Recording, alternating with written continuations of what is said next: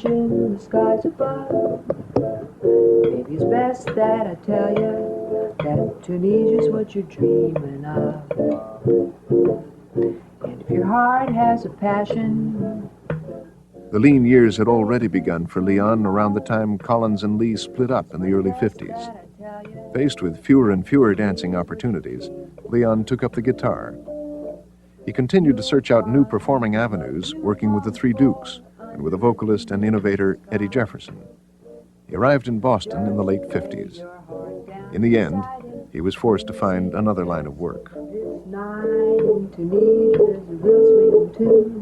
moves you on how high the move.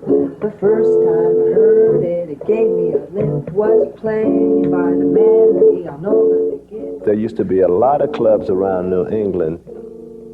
Well, I saw the handwriting on the wall, and when 7 days dwindled down to 4, and then 4 dwindled down to 3, I didn't let 3 dwindle down to 2. I went and got me a job. From Tunisia, I ran, 'cause I had a funny feeling the devil was stealing his plan, and that I'd wind up in some hot Tunisian hand. Do you blame me if I worked in automobiles for 14 years. I like cleaning them, believe it or not. Oh, I know more about them. I put vinyl tops on, I repair rugs. That's why it's best that I tell you that a night is just the thing for you.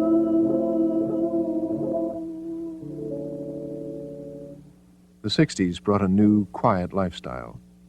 He settled into his Simonizing business, made new friends, and developed new pastimes. Well, when I first met him, it was playing cards, and we used to come up to 425 Blue Hill Avenue, and there was a woman that said that she was going to bring a person around to play cards with us. You remember when Portia brought him? Portia brought him. Portia, remember when Portia? Oh, he was working in Cambridge. He was working in Cambridge, but he lived in St. Paul Street. Right, yeah.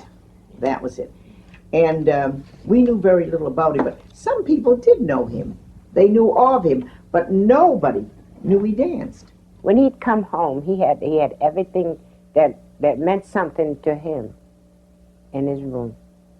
He liked looking at Bugs Bunny. He loved Bugs Bunny, and he wouldn't miss that. And he loved. We used to bowl together, and with the bowling nights, we'd go out to Cambridge or the Sammy White's and bowl on our nights that we bowled. But other than that, when he came in, all he wanted to do, he'd eat, take his shower first, then he'd eat, and he'd get back in their room, turn on his television, and look at his favorite shows. And he did, of all the shows he loved, Bugs Bunny. I couldn't understand that. He used to come on 9 o'clock on Saturday morning. And when that came on, he'd close the door because he didn't want nobody to bother him. And he'd be in there just laughing. You hear him laughing as loud, and I could see nothing in Bugs Bunny.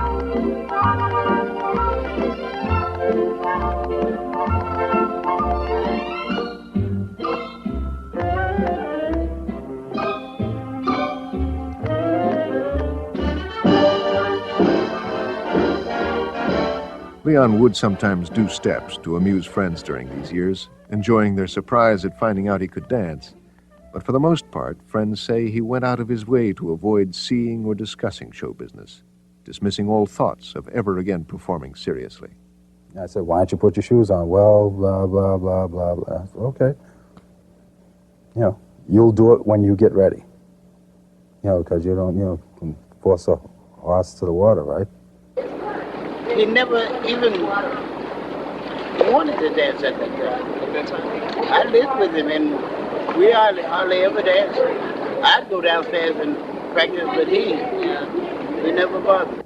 Then we'd sit down and talk, and I told him, well, why are you cleaning cars? Why don't you, if you can do this, you've got a talent, why don't you use it?